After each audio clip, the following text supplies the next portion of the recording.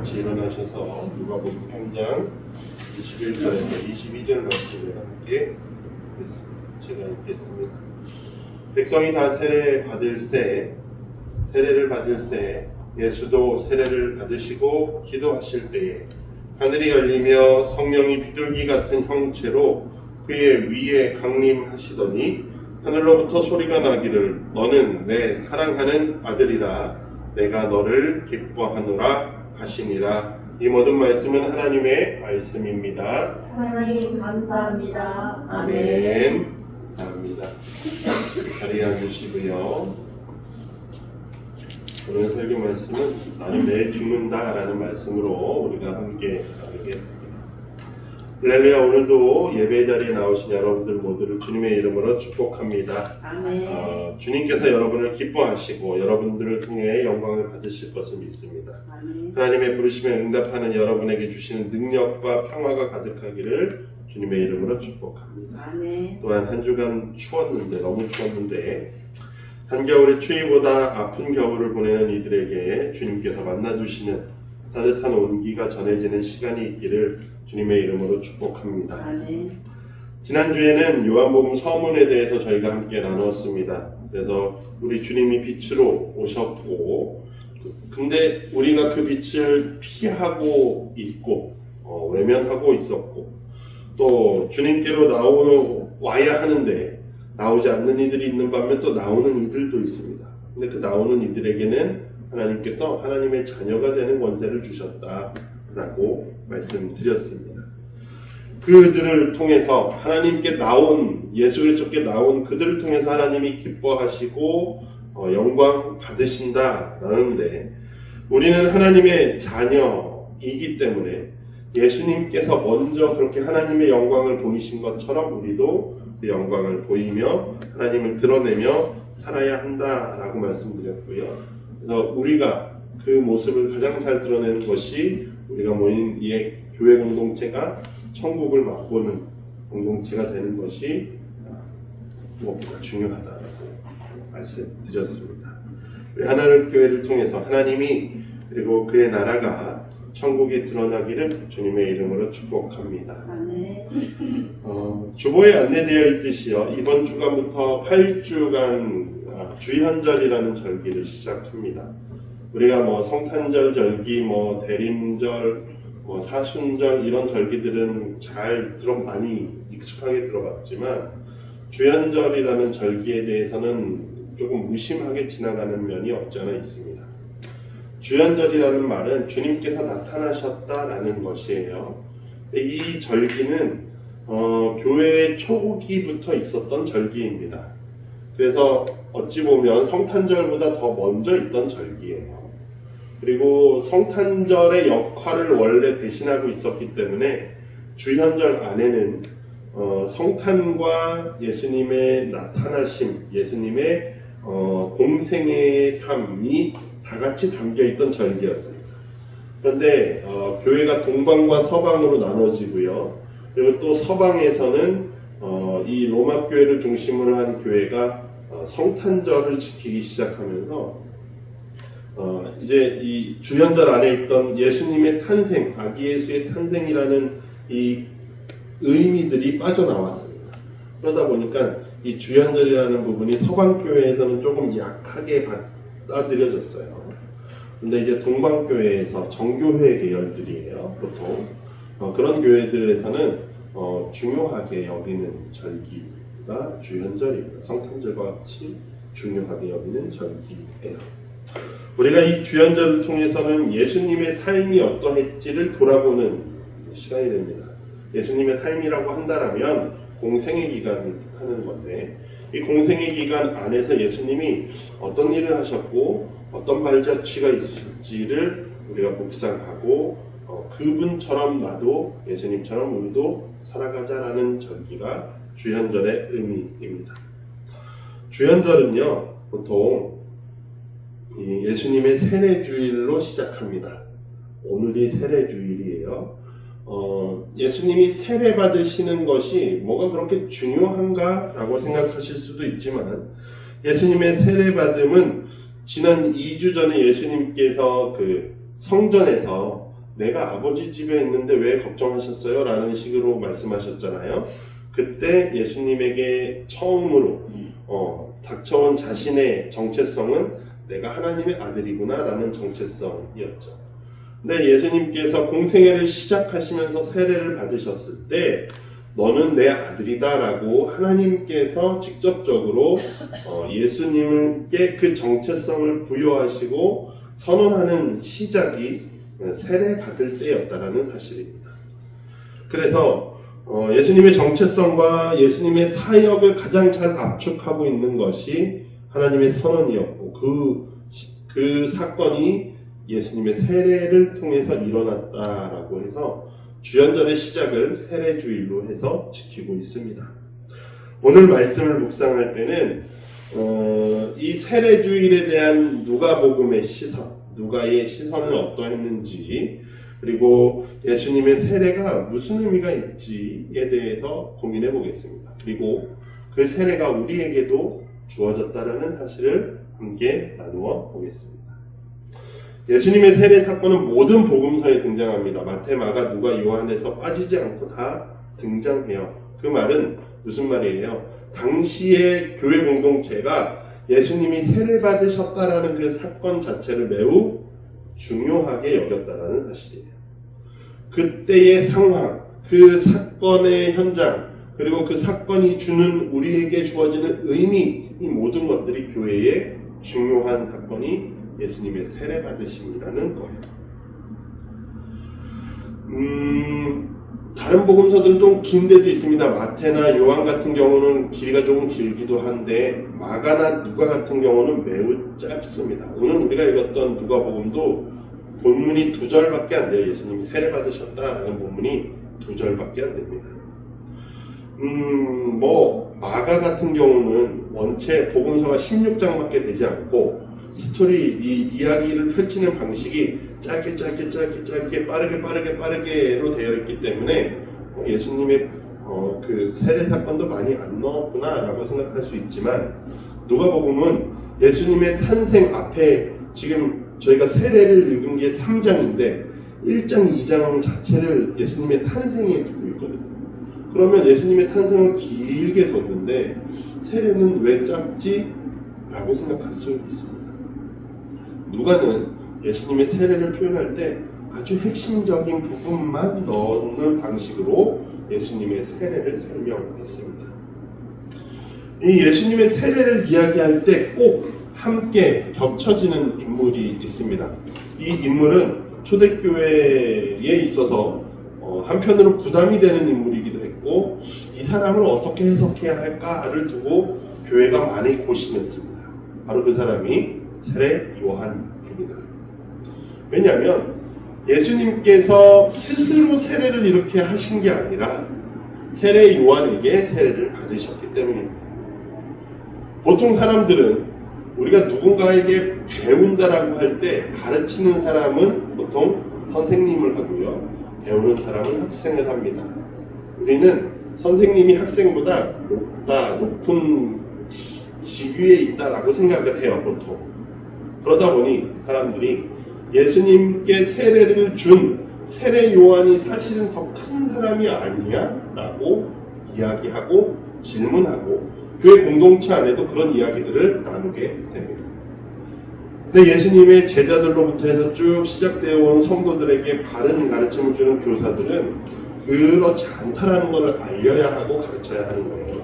그런 내용들이 복음서 안에 들어가게 되는 거죠. 예수님보다 세례 요한이 더 큰 사람인 거 아니야 같은 방식의 이야기는 이렇게 이야기하는 것과 같은 거예요. 당시의 사람들이 세례 요한을 보면서 야, 저 사람이 메시아가 아닐까라는 이야기를 했죠. 야, 세례를 줘? 저 사람이 메시아가 아니야?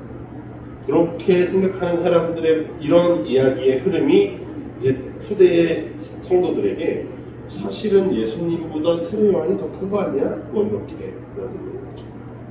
근데 그렇지 않다는 거예요.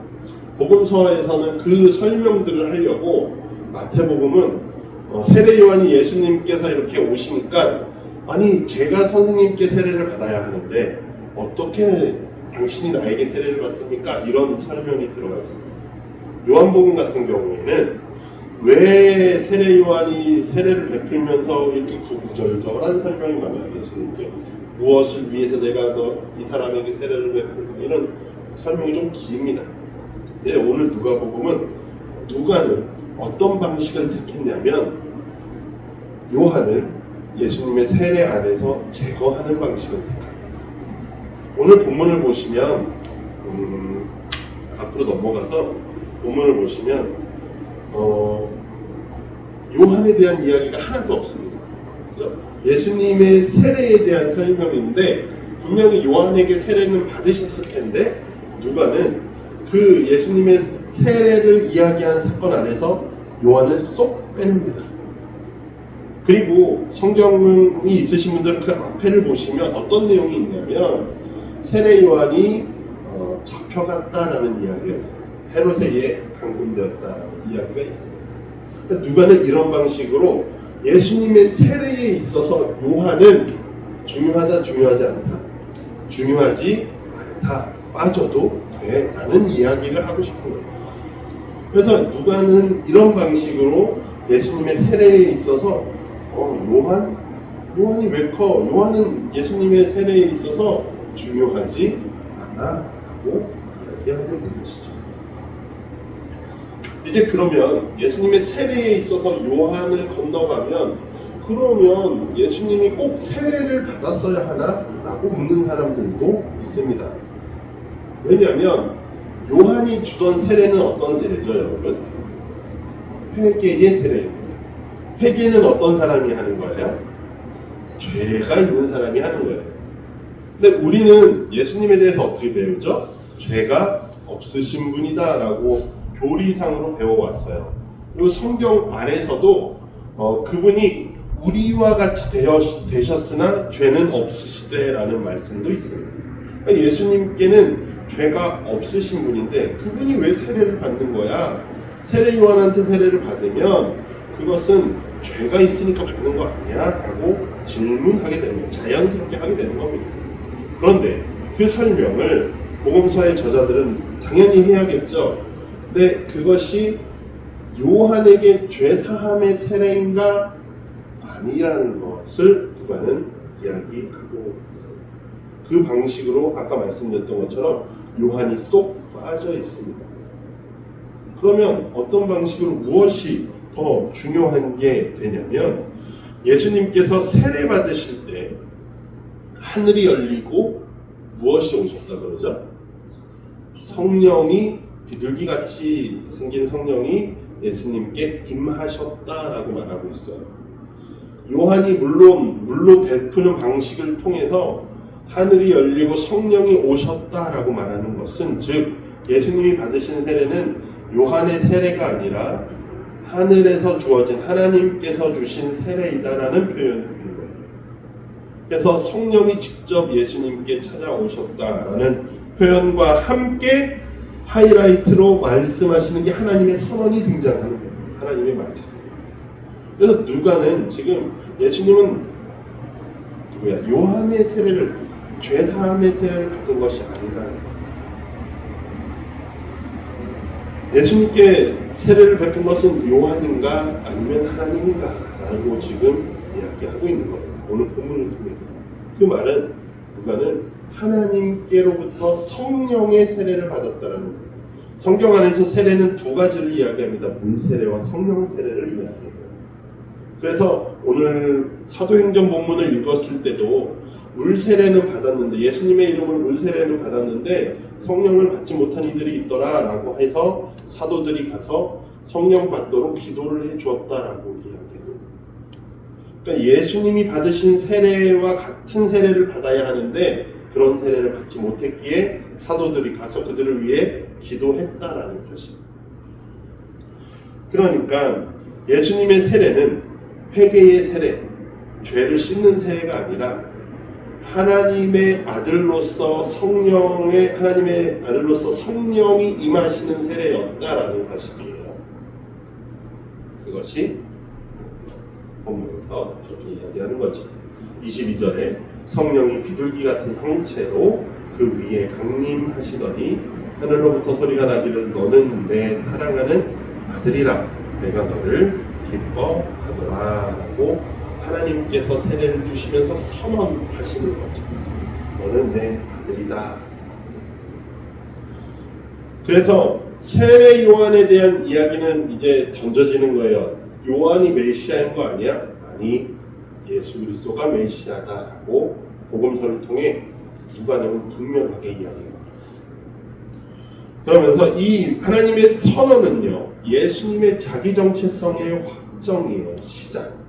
분명한 시작. 너는 내 아들이고 내가 너를 기뻐한다 라는 이 본문은 하나님의 종에 대한 본문입니다.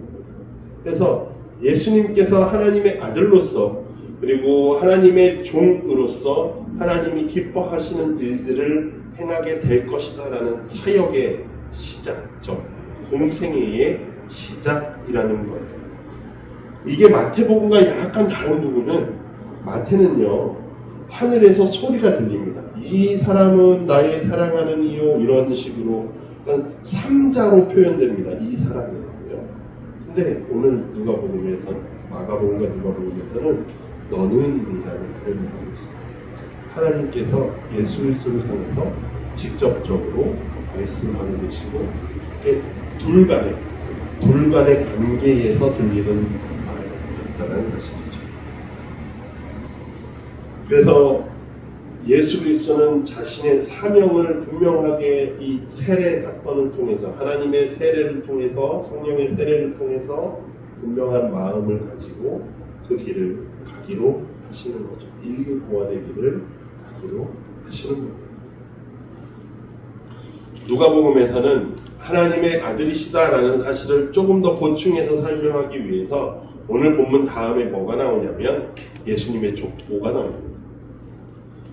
성경에서 예수님의 족보는 마태복음에서 나오고 누가복음에서 이 2번밖에 안 나오는데 마태는 시작할 때 예수님의 족보로 시작합니다. 그런데 누가복음은 예수님의 족보로 시작하지 않고 오늘 세례받은 다음에 예수님의 족보가 나온다는 거예요. 마태복음과는 다르게 예수님부터 시작해서 조상을 거슬러 역행하는 그 족보입니다. 그래서 어디까지 가죠? 하나님에게까지 갑니다. 예. 그 바로 앞에서 뭐라고 말하고 나서 너는 내 사랑하는 아들이야. 즉 예수님은 하나님의 아들이야 라고 말하고 나서 그 다음에 족보를 하는데 족보, 예수 그리스도를 시작한 족보가 하나님께까지 주고, 그래서 이분은 진정 하나님의 아들이다 라고 본문 그리고 앞뒤로 해서 설명하고 있다라는 사실입니다. 근데 제가 하나 질문 드릴 것은 예수님이 세례를 받으셨잖아요. 그러면 이 3장 안에서 예수님의 세례가 끝나냐 완성되었는가 라는 질문을 드리고 싶습니다. 완성되었을까요? 안 되었으니까 질문을 드리는 겁니다. 요한복음에서 여러분 혹시 그 예수님께서 공생의 기간 동안에 누구에게 세례를 베푸셨다라는 이야기를 혹시 보신 적 있으세요? 들어보신 적 있으세요? 그런 설교나 뭐 그런 내용 들어보신 적 있으세요? 예수님께서 세례를 베푸셨다라는 이야기. 네, 성경 안에서는 없습니다. 왜냐면요, 복음서의 모든 저자들이 그런 이야기를 합니다. 요한복음만 예수님이 제자들과 함께 세례를 베푸셨다라는 표현이 있는데 4장 1절인가 처음 4장에서 넘어갈 때 바로 그 세례는 제자들이 베푼 세례더라라고 되어 있습니다. 예수님은 세례를 베풀지 않았다라는 이야기예요. 왜냐하면 복음서의 모든 저자들 그리고 당시 초대교회 사람들은 예수님의 세례가 강가에서 완성된 것이 아니라 어디서요? 무덤에서 완성되었다고 여겼기 때문입니다. 예수님의 세례는 그 지금 요한과 함께 있던 그 강가에서 물로 세례를 받으시고 성령이 임하셔서 성령 세례를 받으셨을 때 끝나지 않았고 예수님의 온전한 사역이 맞춰졌을 때 세례가 완성되었다라고 복음서들은 표현하고 있어요. 왜 그러냐면 중간중간에 복음서 공생애의 장면들을 보시면 예수님께서 그런 말씀을 하십니다. 내가 마실 잔을 너희가 마실 수 있겠느냐?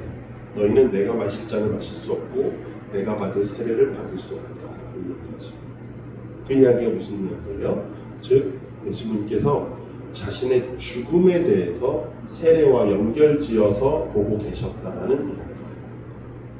그래서 예수님의 세례는 단순히 죄를 씻는 차원의 세례에서 온전히 무덤까지 가서 완성됨을 통해서 죽음이라는 개념을 가지고 세례 안에 들어옵니다. 그래서 예수님이 그 전에 물 세례는 죄를 씻음이라고까지만 되지만 성령의 세례는 내가 죽었고 다시 살아나는 새 창조의 역사를 이야기하는 것이 이제 세례의 개념이 되었다는 사실입니다. 그것이 예수님께서 받으신 세례이고 그것이 완성되어서 우리에게 전해졌다라는 사실입니다. 예수님께서 그래서 마태복음에서 이렇게 이야기하시는 거죠. 부활하신 이후에 예수님께서 마지막으로 제자들에게 그러므로 너희는 가서 모든 민족을 제자로 삼아 아버지와 아들과 성령의 이름으로 세례를 베풀라라고 하셨어요. 그 전에는 제자들이 줬던 세례들은 죄 씻음의 세례일 겁니다. 그런데 이제부터 세례는 성령의 이름까지 성부와 성자와 성령의 이름으로 인해 주는 세례입니다. 그 세례는 그러면 누가 주는 세례예요? 사람이 주는 세례입니까? 아니게 됩니다. 이제부터 주어지는 세례는 하나님으로부터 주어지는 세례라는 것입니다. 그렇기 때문에 우리는 세례를 한 번만 받습니다. 물론 제세례파나 이런 소장파들이 세례에 대한 개념들을 새롭게 하는 것들 어느 정도는 받아들일 수 있겠지만 원칙상으로 결국 세례는 사람이 주는 게 아니라 받는 사람이 문제가 아니라 주시는 분이 하나님이기 때문에 세례는 한 번만 받게 되는 거예요. 그래서 어린아이 시절에 받았던 세례가 나이가 성인이 되어서 유효하냐라고 물어볼 때 유효하다라는 거예요. 왜요? 하나님이 주셨기 때문입니다. 그래서 감리교회 안에서는 유아 세례를 받아들이고 영아 세례를 받아들이는 겁니다. 여러분, 그래서 이제 세례는요, 예수 그리스도께서 우리에게 주신 세례는 적당히 죄를 씻고 마는 것이 아니라 죽었다가 살아난다. 완전히 다른 차원의 이야기입니다. 몸을 씻는 것과 몸이 죽었다가 다시 사는 것은 전혀 차원이 다른 일입니다. 그래서 세례에서 강조되어야 하는 첫 번째는 세례받는 사람은 죽는 사람입니다. 죽었다라는 그 의미가 가장 큽니다. 눈에 보이는 의미로서 물이라는 이 매개체를 우리가 사용하고 있지만 그 물은 물을 통해서 성령이 임하시고 우리는 그 성령으로 인해 죽었다가 어떻게 합니까? 죽음에서 끝이 아니라 산자가 된다는 것이 세례의 핵심이 됩니다. 여러분, 죽었다가 다시 살아난 우리는 세례받은 사람은 이전과는 완전히 다른 존재입니다. 새로운 삶을 살아야 합니다. 더 이상은 몸을 위해서 사는 것이 아니고 죄를 위해서 욕심을 채우기 위해 사는 사람들이 아니라 새롭게 하나님을 위해서 살아가는 자들입니다. 그것이 어떻게 가능합니까? 성령이 오시기 때문에 가능합니다. 물론 성령 세례에 대한 사람들의 신학적인 여러 해석들이 다양합니다. 그런데 가장 원칙적인 성령의 세례는 우리가 물로 세례를 받을 때, 기본적으로 세례를 받을 때 성령이 우리에게 임하신다라는 개념입니다. 세례받은 이에게는 이미 성령이 오셨다는 것입니다. 물론 성령이 그 사람 안에서 능력이 드러나시는가, 드러나지 않고 여전히 죄인처럼 살아가는가, 이런 것들은 나중에 문제이고 이미 세례받을 때 성령께서 임하신다. 그게 예수 그리스도 안에서 우리에게 주어진 세례라는 개념입니다. 성령으로 인해서 우리는 새로 태어나고요. 성령으로 인해서 살아가게 되는 것이 성도입니다. 그래서 어릴 때 세례 받았지만 크는 동안에 나 살고 싶은 대로 살았는데요 라고 하는 분들도 그 안에서는 성령께서 그를 돌이키시기 위해 여전히 일하고 계시다는 사실. 그렇기 때문에 세례는 빠를수록 좋습니다. 세례받은 성도의 삶은요, 예수님과 같이 세례의 완성을 향해 나아갑니다. 무슨 말씀이냐면 윌리엄 윌리몬이라는 목사님께서 기억하라 내가 누구인지를 이라는 세례에 관련된 성경의 책에서 이렇게 표현합니다. 세례는 한번 행하면 끝나는 예식이 아닙니다. 세례는 평생에 걸쳐 이루어지는 회심 과정, 세례대에서 시작되어 우리가 죽는 날까지 끝나지 않는 성숙의 과정입니다. 세례를 통해 우리 안에서 시작하신 그 일을 주님께서는 매일 다시 새롭게 하십니다. 세례를 받을 때 그분은 우리를 향해 돌아서십니다. 그럼으로써 우리가 당신을 향해 돌아서게 하십니다. 우리는 매일 주님을 향해 돌아서며 우리 안에 활동하시는 그분에게 응답합니다. 라고 세례에 대한 표현을 이렇게 해놓으셨습니다. 여러분, 우리는 세례를요, 그냥 지나가는 하나의 관문처럼 여깁니다. 그러니까 성인식처럼 한번 치르고 지나가면 너는 이제 성인이야 라고 생각합니다. 근데 세례는 그때가 시작이라는 거예요.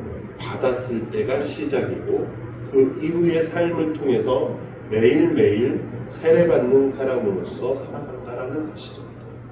그래서 나는 매일 죽는다라는 말씀입니다. 단순히 하나의 예식이 아니라 세례가요, 하나님의 은혜를 체험하고 일상 가운데서 하나님의 음성을 듣는 길이다라는 겁니다. 매일의 삶에 있어서 죽음이 있어야 합니다. 왜냐하면 죽어야지만 부활할 수 있기 때문입니다.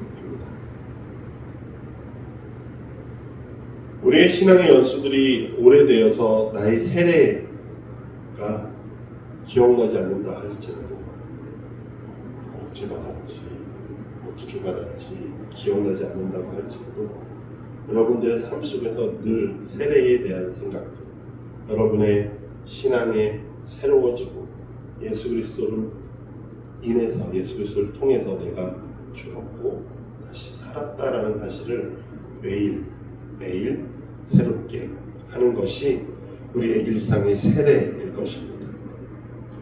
사랑하는 성도 여러분, 매일이 그리스도 안에서 죽는 여러분의 세례이기를 바랍니다. 우리가 죽을 때에 하나님은 우리를 반드시 살리실 것입니다. 우리가 변화되는 길로 이끄실 것입니다. 우리가 새로이 창조된 하나님의 귀한 자녀로 살아갈 수 있게 될 것입니다. 그렇다면 우리에게 필요한 것이 무엇입니까? 이 세례, 내가 매일매일의 세례의 삶을 어떻게 살 수 있지에 대해서 방법이 뭘까요? 죽는데 어떻게 죽을까요? 본문을 다시 한번 생각해 보시면 21절에, 제가 지금 넣지는 않았는데 21절에 예수님께서 뭐 하실 때, 세례 받으면서 뭐 하실 때 하늘이 열렸나요? 예수님께서 기도하실 때 하늘이 열렸다는 거예요. 누가복음은 특히나 이 부분을 강조합니다. 예수님이 늘 매일 저녁마다 기도하러 가시죠. 그런 것처럼 예수님이 성령의 세례를 받으시는 그 과정 안에서도 기도가 있었다는 사실이에요. 즉 우리가 매일의 삶이 예수 그리스도 안에서 우리가 죽고 다시 살아나는 이 세례를 이루어가는, 매일의 세례를 이루어가는 삶이 되기 위해서는 우리에게 매일의 기도가 필요할 것이다 라는 사실입니다. 사랑하는 성도 여러분, 매일 기도에 힘쓰시며 주님께서 기뻐하시는 새로운 존재로 다시금 살아날 수 있기를 바랍니다. 여러분을 통해서 하나님의 뜻이 이루어질 것이고 여러분들을 통해서 이 땅이 새로워질 것이라고 믿습니다. 여러분들이 죽고 다시 살아날 때 우리가 그 다시 살아난 이들이 이 땅 안에서 그 뜻을 이루어갈 때 이 땅도 죽을지라도 주님을 통해 다시 살아날 것이라고 믿습니다. 그러한 교회가 우리 하나님교회가 되기를 간절히 부탁드립니다. 아멘. 여러분들을 통해 하나님의 뜻이 온전히 이루어지기를 부탁드립니다. 그 무엇도 우리를 그 사랑에서 끊을 수 없으니 한 주간도 우리 주님의 말씀을 통하여 힘을 얻어 살아가는 여러분 되기를 바랍니다. 우리에게 주어진 말씀을 붙잡고 다짐의 기도 우리 함께 하겠습니다. 하나님 감사합니다. 오늘도 우리에게 귀한 말씀을 허락하셔서 우리로 주님의 세례에 관해 묵상하게 하시고 나에게 주어진 그 세례가 우리에게 어떤 삶을 요구하는지 어떠한 길을 요구하는지 우리로 알게 하시니 감사합니다. 하나님 우리에게 주님께서 부르신 대로 나아가는 순종하는 우리가 되게 하시옵소서. 우리가 매일매일 죽음을 통해서 매일매일 살아나게 하시고 그 세례를 통해서 예수 그리스도께서 가실 길을 보신 것처럼 우리도 매일매일의 세례를 통해서 우리가 매일매일 가야 할 길들을 보게 하여 주시옵소서. 우리는 미련하여서 자꾸 어두운 곳으로 음침한 곳으로 발걸음을 내딛지만 우리 안에 일하시는 성령님 우리를 인도하여 주시옵소서. 주님이 뜻하신 길 주께서 가라 부르시는 길로 가는 우리들에게 이끄시고 매일매일이 새로운 매일매일이 주님의 은혜로 채워지는 삶이 되게 하여 주시옵소서. 감사드리며 예수님의 이름으로 기도드립니다. 아멘.